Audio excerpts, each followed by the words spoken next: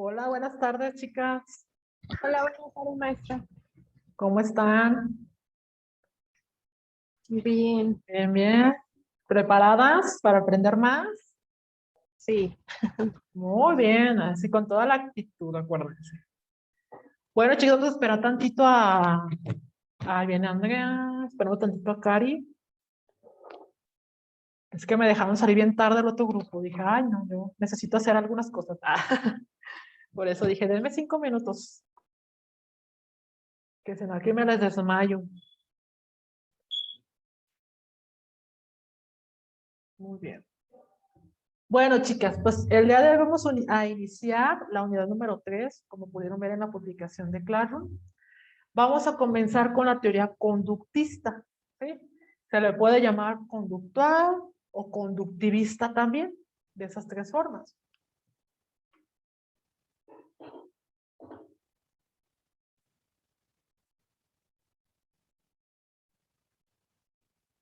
Vamos a ver un poquito. Vamos a comenzar con algunos de los autores, quien es el padre del conductismo. Les iba a decir entre semana, pero se me olvidó. La próxima semana les va a tocar exponer a Fer y a Marisol. Apuntan, por favor, chicas. Va a ser algo rápido, ¿no? Tampoco no se van a alargar mucho tiempo porque la clase no nos lo va a permitir. Ustedes van a exponer acerca de Skinner, así como aparece aquí. Así, por favor, búsquenlo. Skinner en el conductismo.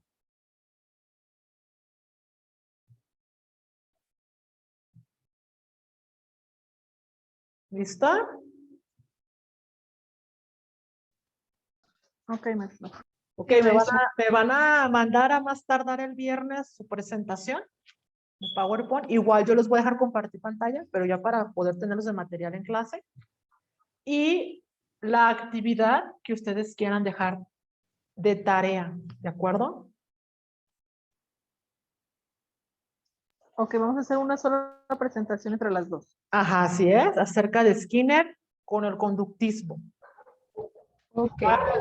Hay algunos videos que también me gustaría que ustedes compartieran desde su teléfono. Cuando les permita compartir, ustedes pueden poner sus videos solamente de él y de sus experimentaciones. ¿De acuerdo? Entonces va a ser su presentación, su PowerPoint, su actividad que van a dejar de tarea para que ustedes puedan diseñar lo que quieran, ya sea un juego, ya sea lo que a ustedes les guste, que ya le digan, van a hacer esto, pues esa es su actividad. Y el video que nos van a compartir acerca de Skinner, ¿de acuerdo?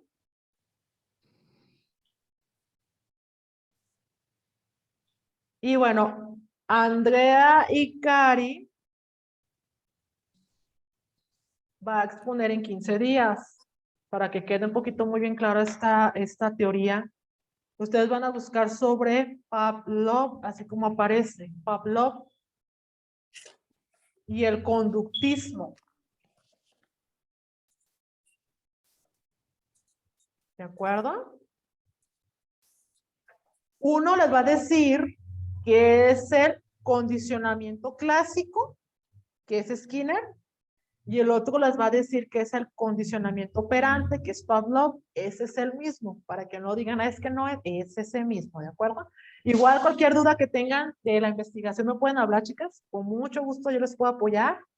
Y también, por favor, su video de Pavlov, su actividad de tarea para las chicas. Esa va a ser la tarea que ustedes nos van a dejar. Si les van a dejar un ensayo de 10 hojas, pues fue el equipo.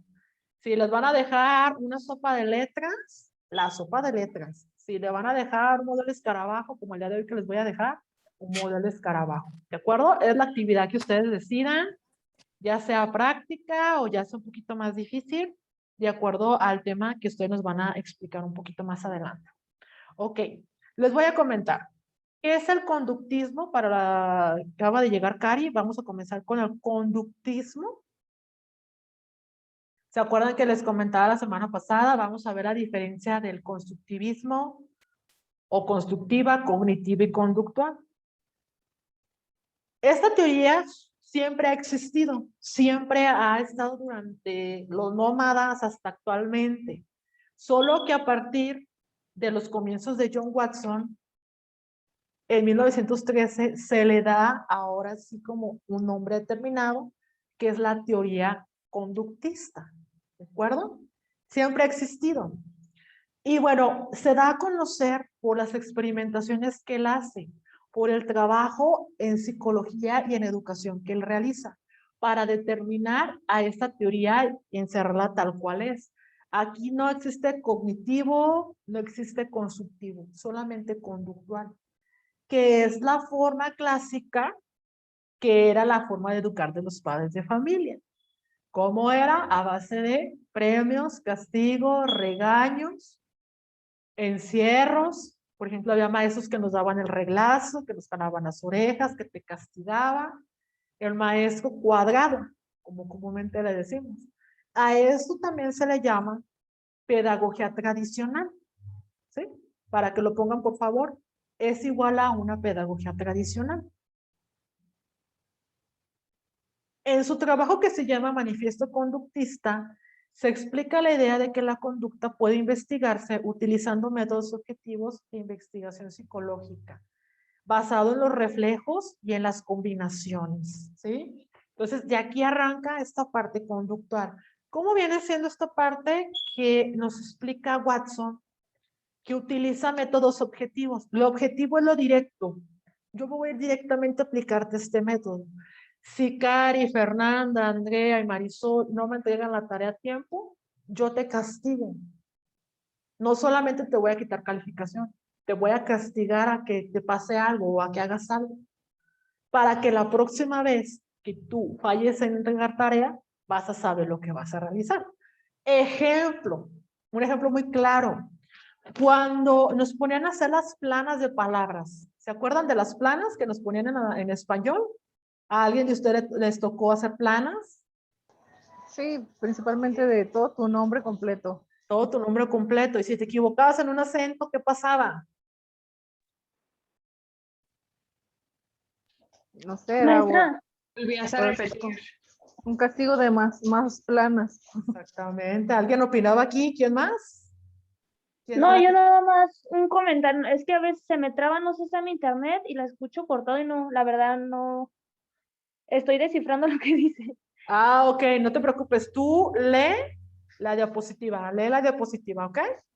No te me Ok. pierdas. Igual puedes ver el video después, ¿sale? Yo tengo el mismo problema, creo que es por donde la zona donde estamos se está yendo el internet, Andrew. Sí, exactamente. Bueno, igual el video lo pueden ver más tarde, ¿de acuerdo? Ok, pero sí entendieron lo de las planas, ¿verdad, chicas? ¿Qué pasaba en un principio? Ok, por ejemplo, mi apellido Rodríguez lleva acento y va Z, ¿no? Yo al principio, pues no sabía que llevaba acento. Sí sabía que llevaba Z, pero a veces le ponía S. ¿Qué hacía la maestra?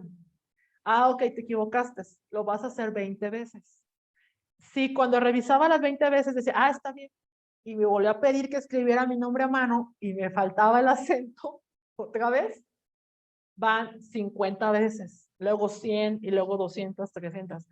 Y yo recuerdo bien que en una la hice 500 veces la palabra revolución por el puro acento en la O. Esa es parte del método conductista. Por eso nos dice Watson, vas a utilizar un método objetivo, un método directo que impacte al alumno, que impacte a la persona, para cuando se vuelva a equivocar o se exprese mal o llegue tarde o haga algo mal, sabrá el castigo que va a recibir. En cambio, viene el premio.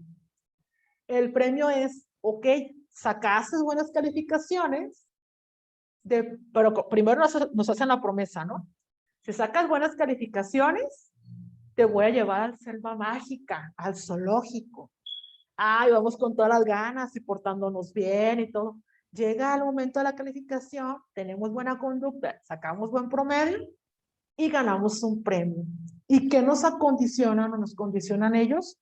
A que siempre que tengamos un buen resultado escolar o en la casa, vamos a recibir algo a cambio. Esa es la manera en que a nosotros nos tenían educados. tanto en casa como escuela, como en el trabajo igual. ¿Qué pasa en el trabajo? Llegas tarde, te quito el bono de puntualidad y aprendes a no llegar a esas horas, ¿de acuerdo? El manifiesto de Watson comienza diciendo que la psicología, tal como el conductista la ve, es una rama puramente objetiva y experimental de las ciencias naturales. Su objetivo teórico es la predicción y el control de la conducta de las personas. La introspección, por su parte, no es parte esencial de sus métodos, ni depende del valor científico de sus datos, de la prontitud con la que se presten o interpretación en términos de conciencia. Entonces, aquí Watson, en su manifiesto del conductismo, quiere prevenirnos a cometer ciertas fallas. Quiere tenernos, vamos a decir así, en un hilo, de decir, aquí te voy a manipular como un títere y no puedes tener la introspección. La introspección es cuando decidimos tener otro método de enseñanza. Aquí es directo, yo te enseño así y ya me ha dado buenos resultados y se lo paso a la maestra Fernanda, a la maestra Cari, a la maestra Andrea, a la maestra Marisol, para que lo apliquen, porque a mí me ha funcionado bien. Y es el control total del grupo o de la persona a la que estemos educando.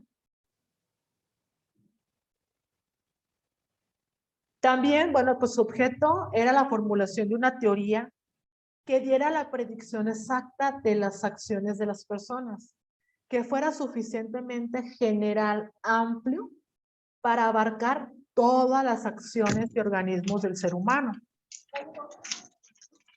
También ponen principalmente las conductas, por eso se llama conductismo, chicas, por la conducta. Por eso decían, a ver, te portaste mal en el aula, se pelearon, te voy a castigar, vas a pintar, por ejemplo, si rayábamos el muro, pues vas a limpiar las butacas, vas a limpiar el muro, tienes un salón sucio, vas a limpiar tu salón antes de irte de la escuela, vas a barrer, vas a hacer esto en casa. Esa es parte del conductismo, porque se basa en cómo tener tu conducta correctamente. Y empezaron a reemplazar el método introspectivo, que lleva un método de investigación. Estos tipos de investigaciones, antes de que se llamara conductismo, fueron experimentados dentro de laboratorios. Existe un experimento que se llama el muñeco bobo. Les explico qué es el muñeco bobo. Es un muñeco inflable, de esos que vemos actualmente en los brincolines. Era un muñeco inflable que estaba sonriendo con figura de payasito y deciden meter a los niños para medir sus conductas y de ahí determinar cómo podemos tener una conducta más regulada, más controlada. ¿Qué pasa aquí con el muñeco bobo? Empiezan a meter niños agresivos. El niño, como ve que el muñeco no le responde, empieza a golpearlo, arañarlo y hacerle cosas. Mientras que el niño que tenía una conducta mejor establecida, más controlada, simplemente lo miraba, lo saludaba o lo abrazaba. Entonces, había una diferencia. Cuando veía esta parte agresiva, es cuando empiezan a crear nuevos acondicionamientos o nuevos métodos para controlar la agresividad de los niños, que es actualmente aquellos métodos que tuvimos en primaria, en secundaria, el de que no quiero que te pares, levanta la mano, te voy a controlar más. Y esto era una gama que ellos crearon para poder tener, como les vuelvo a repetir, un mayor control dentro y fuera del aula. ¿De acuerdo? Esto queda claro que estaba realmente convencido de que el ambiente y la educación en general logran influir en forma determinante sobre las personas. Entonces, ¿qué pasa con el conductismo? Existía, como les dije yo en un principio, siempre ha existido, solo que no tenía una definición completa y una metodología o tipo de experimentación como lo hace Watson, Skinner y Pavlov para determinarse ahora sí como una teoría fija. Lo que hace creer que el conductismo, a partir de que empieza a surgir, se empieza a introducir en el ámbito laboral, en el ámbito educativo de casa, en el ámbito de la educación para los niños, etcétera, para poder tener un mayor control de la persona. También plantea problemas respecto de cómo entender el tema de la libertad humana.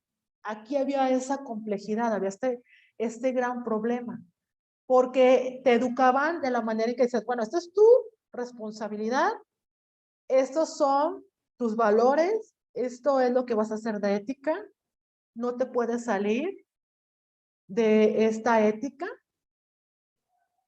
Y entonces, pues parte de esta conducta es tenerte siempre controlado, pero te voy a decir, mira, lo vimos en primaria, estos son tus derechos y estas son tus obligaciones. Si tú rompes con una obligación, pierdes el derecho a, como les decía, si tú me repruebas una materia, pierdes el derecho a ir a selva mágica. Y al contrario, va a haber un castigo que ya está preparado, como dicen aquí, ya en una cajita de tu castigo, ¿no? Este aspecto fue uno de los más criticados porque la libertad humana no existía. El conductismo, su característica principal, chicas, es que dentro del aula el alumno no podía opinar, no podía pensar, no podía cuestionar, no podía participar.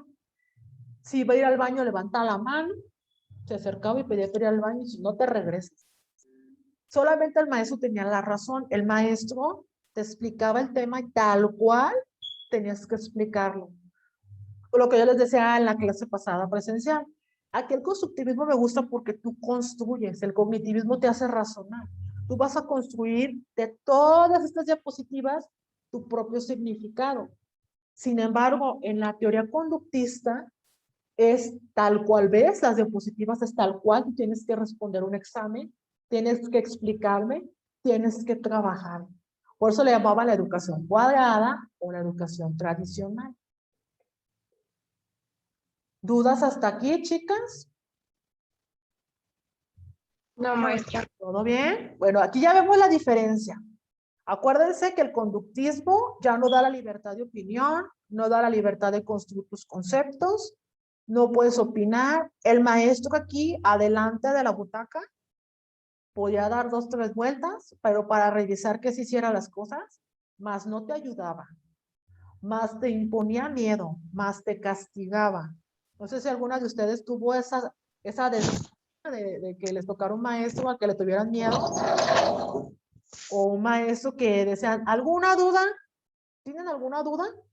Y todos, no entendí nada, pero si le digo que no, me va a decir de cosas. Entonces, sobre todo en matemáticas, recuerdo yo en la secundaria que tengo dudas y yo tengo dudas, no entendí nada, pero si le digo me va a decir de cosas, me va a criticar, se va a burlar, porque ese era un maestro conductista, chicas. Era el que, ¿no entendieron? Ni modo. ¿Sí entendieron? Muy bien, hagan 20 ejercicios de esta ecuación. Pasa al pizarrón y explica. Y cuando pasabas te quedabas mirando y no te ayudaban. Eso era un conductista. Fíjense la diferencia de lo que hemos visto en las otras dos teorías, cómo esta teoría es muy cerrada, muy objetiva, muy cruel, la verdad. Por eso nos dice aquí al principio, es una de las teorías más criticadas. Sí te sirve para la conducta, sí te sirve para la conducta. No cabe duda que la formación de antes era muy, muy buena. También surgieron personas muy agresivas, sabemos que es por lo mismo. Por eso esta teoría la fueron eliminando de la escuela, porque había niños agresivos, había mucha agresividad. ¿Y qué pasa aquí? Ay, ¿no quieres ver a tu maestro de secundaria? Ay, no, yo no quiero ver a nadie. ¿Para qué? No digo viejo y cosas así. Perdón la palabra, pero es la verdad. Deseamos hasta grosería. No, ¿para qué? No, ni siquiera tener tiempo para respondernos. Entonces, esa es la parte. También era determinar, como les decía, tanto una respuesta antes de que tú hicieras la acción. Por ejemplo, lo que les decía de las calificaciones. Ok, si en el ciclo escolar las 4 no sacan 10, no va a haber un premio. ¿Qué premio va a haber, maestra? Pues las voy a invitar al Museo de Cera, supongamos. Y están echándole ganas porque ya nos dijeron que vamos a trabajar de esta manera. Pero si reprueban de esta parte, se van a ir a hacer servicio comunitario. No sé, en tal lado, en un DIF, a limpiar un DIF, digámoslo así. Entonces, ¿qué te está haciendo determinar? Bueno, pues no lo creo. Y reprueba, ¿no? Ejemplo. Ahora sí, váyanse al DIF. Y nos vamos al DIF y las pongo a trabajar. Para la segunda vez, van a decir, no, si nos va a mandar al DIF, si nos va a castigar. Mejor hay que echarle ganas para irnos a un museo o a selva mágica o a un parque. Entonces, esa cuestión es muy interesante en cuanto al conductismo. porque te está estimulando a hacer una respuesta próxima, a que tú pienses y te des cuenta. Si hago esto bien, gano esto. Si hago esto mal, pierdo y me dan esto. O me quitan esto. Como actualmente, ¿no? Te quito el play, la tablet, la computadora, etc. Con esta orientación, la investigación se dirigió hacia la experimentación, también en animales. Les comento, los 3 autores del conductismo también experimentaron en animales porque ellos consideraban que era semejante a la conducta humana. Entonces él decía, bueno, si yo anticipo esta cuestión, el niño va a hacer esto, como el del muñeco bobo. Ah, mira, voy a ver, porque este niño agresivo le voy a hacer esto para que baje su agresividad. Lo volvían a llevar a ver el muñeco bobo y si el niño ya no agredía al muñeco bobo, es que sí servía esta manera de ser conductista en cuanto a la formación de valores, ética, etc. Entonces, bueno, chicas, el conductismo en el ámbito humano hace hincapié en la importancia del ambiente en la formación de la naturaleza en detrimento de los factores hereditarios. Entonces, el conductismo decía, si papá y mamá no le echaban ganas a la escuela, reprobaban, eran agresivos, etcétera, es momento de cambiar esa conducta en los hijos. Voy a hacer que mi hijo sea inteligente, que mi hijo se estudie. Voy a hacer que mi hijo trabaje. Voy a hacer que mi hijo no diga groserías. Voy a hacer que mi hijo se porte bien. Pero utilizando esta teoría a base de premios y de castigos. Más adelante vamos a ver qué tipo de premios existen y qué tipo de castigos hay. ¿Qué es la corriente del pensamiento conductista? Watson, como les decía, es el padre del conductismo. Y ante todo, pues él buscaba una naturaleza metodológica. ¿Qué quiere decir esto? Que existieran métodos o cosas que podíamos hacer que naturalmente nos hicieran modificar nuestra conducta y nuestro pensamiento hacia ciertas cuestiones que hacíamos. Entonces, cuando él empieza a hacer otra vez, como les decía, experimentos en los animales, él apuntaba y decía, ah, entonces si la ratita, un ejemplo, timbra aquí y recibe un premio, la ratita va a ser inteligente y siempre va a llegar a timbrar ahí. Veía que llegaba. Y al último le cambia el botón. Ah, te voy a poner un botón para darte un toque. La rata llega, le da un toque y a la segunda vez la rata le sacaba la vuelta al botón. Ah, entonces sí va a funcionar porque sabe que si vuelve a tocar va a recibir una descarga. En la conducta igual. El niño ya va a saber, va a ser muy inteligente en decir, ah, me va a pegar, me va a encerrar, me va a quitar, mejor no, mejor me doy la vuelta.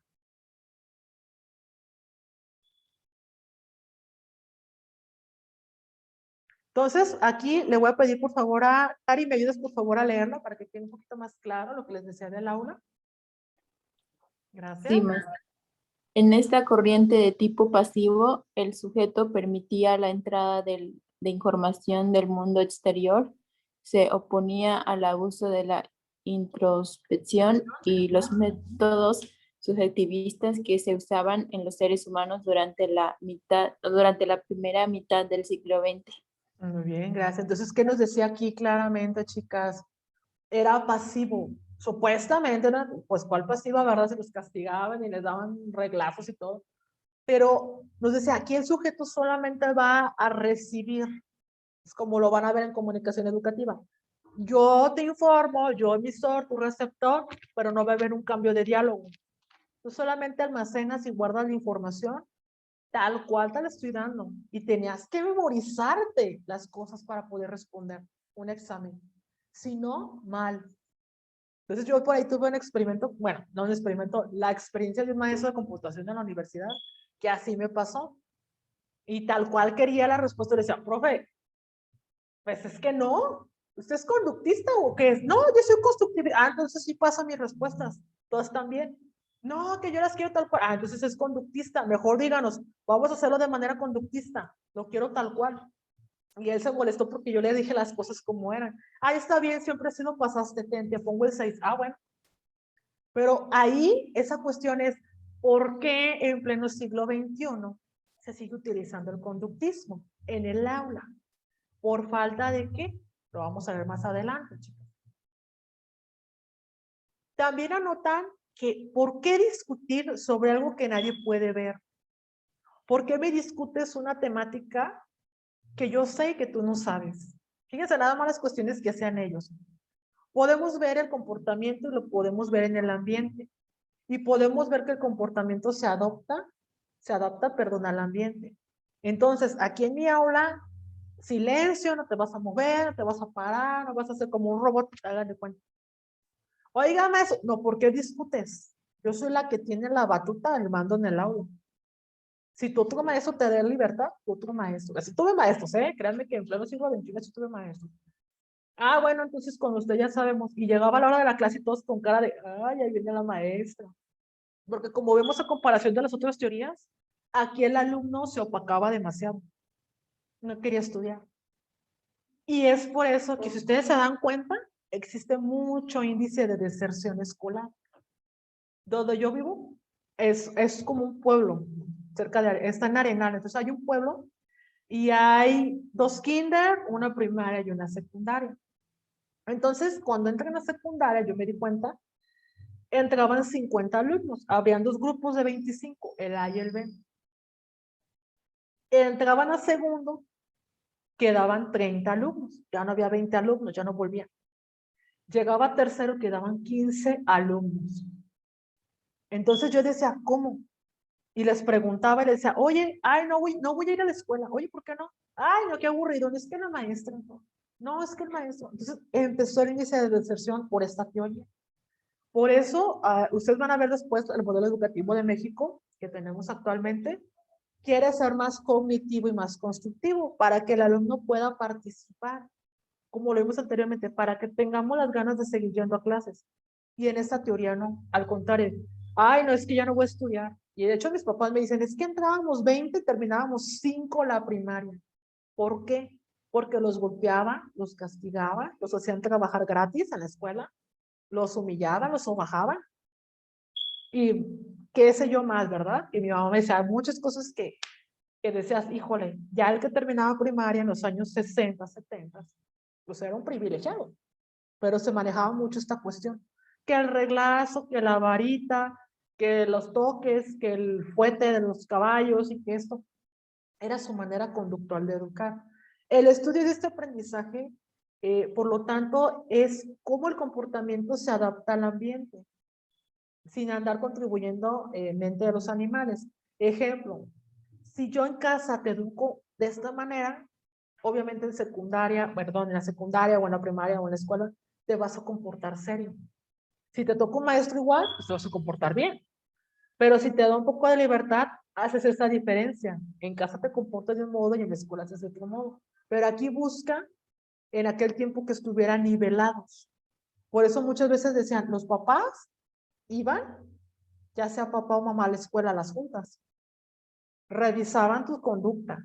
Si te portabas mal, ya sabes a qué te tenías. Si te portabas bien también.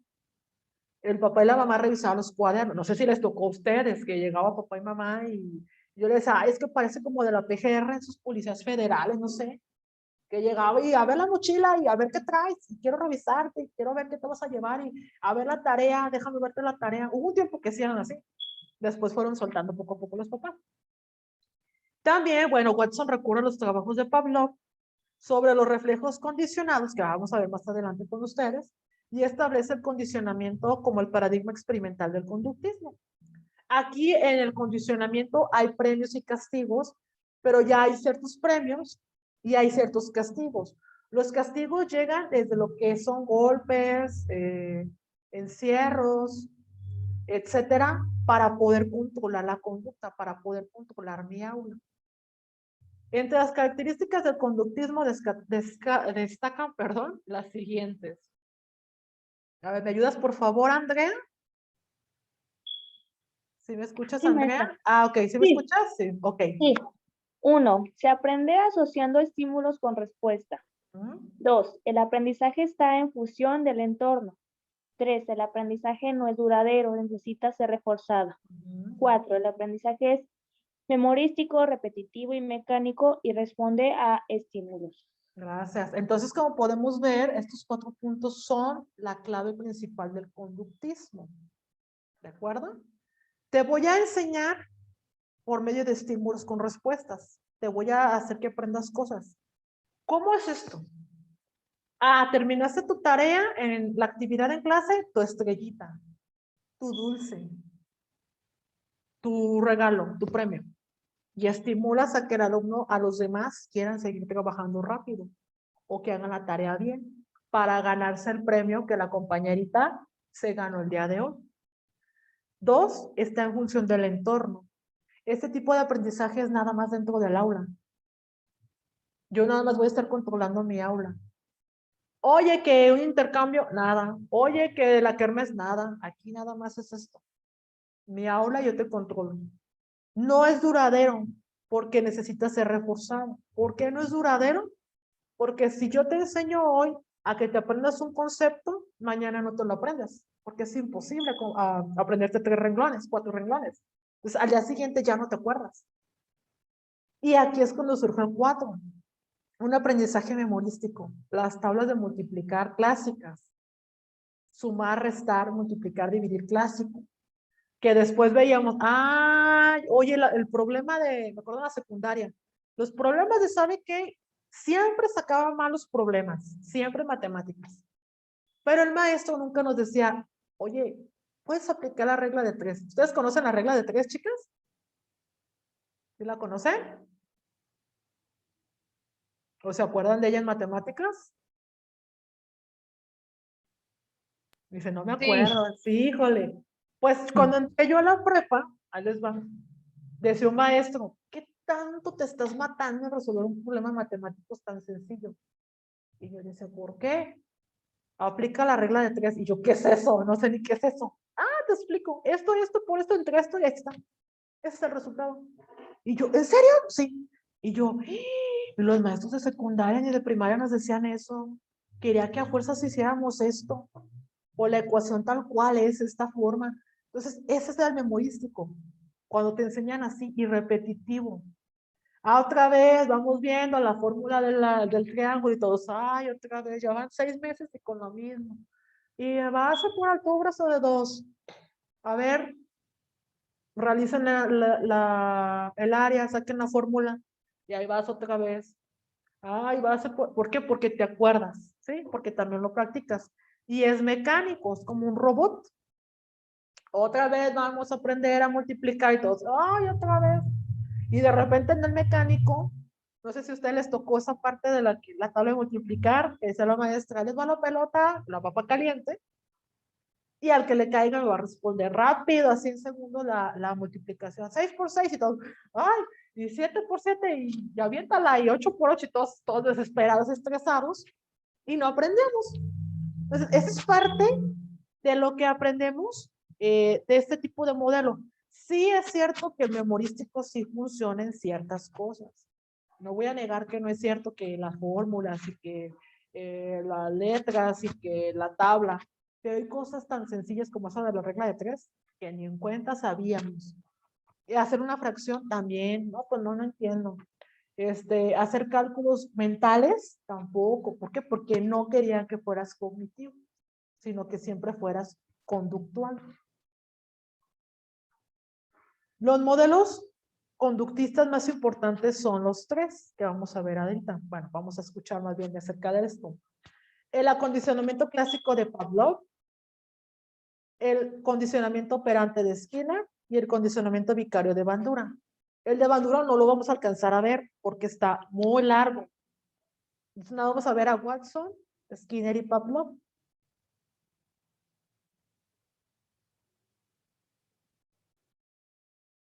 Las características de estas teorías son las siguientes. Primero, su concepción es asocionista. ¿Qué quiere decir?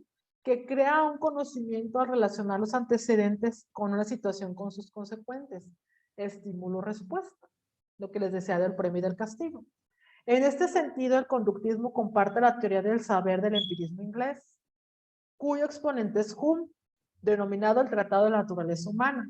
Entonces, imagínense ustedes, si se equivocan y les doy un toque, con la maquinita de toque, la próxima vez vas a pensar y vas a decir, no, pues te voy a responder correctamente como tú quieres para no recibir el toque. Por eso nos menciona esta parte. Vas a crear un conocimiento, pero lo vas a relacionar con los antecedentes de las situaciones que te va a dar una consecuencia, una consecuente. Ok, me están diciendo en mi casa, no agarres los cerillos, y yo agarro los cerillos cuando eres un niño, que va a haber ahí una nalgada, una jalón de orejas, jalón de cabello. La próxima vez que veas la caja de cerillos, ¿qué vas a hacer? No, ni siquiera lo vas a tocar, vas a estar mirando, no, ya sé que me va a ir mal. Entonces, esa cuestión es parte de la característica principal. Estímulo, respuesta, ¿de acuerdo? Tiene su lado positivo y tiene su lado negativo.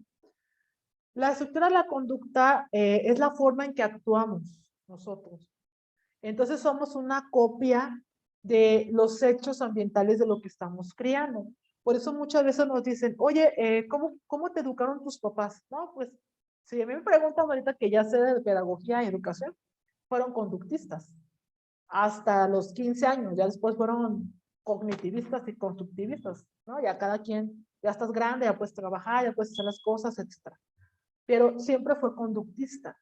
Entonces dice, bueno, veamos en tu árbol genealógico un ejemplo. ¿Cómo educaron tus abuelos a tu papá? De acuerdo a las teorías. Ah, pues también fue conductista. Y tu bisabuelo, conductista. Entonces es un patrón que se va repitiendo constantemente. Llegan conmigo y me dicen, como me dijo mi mamá, si tú quieres tomar la forma en que te eduqué, tómala. Si no, déjala. Yo, no, mejor nada más te agarro ciertas cosas. Yo le dije, no. Ya algún día que tenga hijos, pues yo educo, ¿no? Dependiendo a mi forma, pero preferiría hacer de las tres, pero en determinadas cuestiones. Ahí nosotros ya podemos tener la posibilidad tanto educar en casa como en escuela de utilizarlas. ¿De acuerdo? Vamos a hacer un premio y castigo, pero no tan negativo. No vamos a golpear. Te voy a castigar juntando 5 basuras. Te voy a castigar si estás comiendo chicles, que te hagas una bolsa de chicles. Te voy a castigar a que limpies, te voy a castigar a esto, a que ayudes a alguien, o algo, ¿no? Una acción, no tan negativa, pero negativa para ese momento del niño. Para estudiar, cómo se establecen estas asociaciones, Watson hizo un experimento con la rata que yo les decía, o una paloma en una caja y en un laberinto, que eso lo van a explicar las compañeras más adelante. El conocimiento humano está basado en impresiones e ideas. ¿Qué son las impresiones? El dato crudo, así tal cual, recibimos en los sentidos, tal cual. Mientras que las ideas son copias que recoge la mente de esas mismas impresiones. Por ejemplo, si yo les digo, grabes esta diapositiva, se le van a quedar viendo, lo van a leer, lo van a querer guardar, lo van a querer memorizar. Y al momento de quitarla y preguntarles, van a decir, pues yo solamente recuerdo que me llamaba la atención lo amarillo y yo veía que decía sentidos, o sea, no vamos a guardar tanto. Pero dentro de esta teoría sí es necesario guardar la información tal cual es.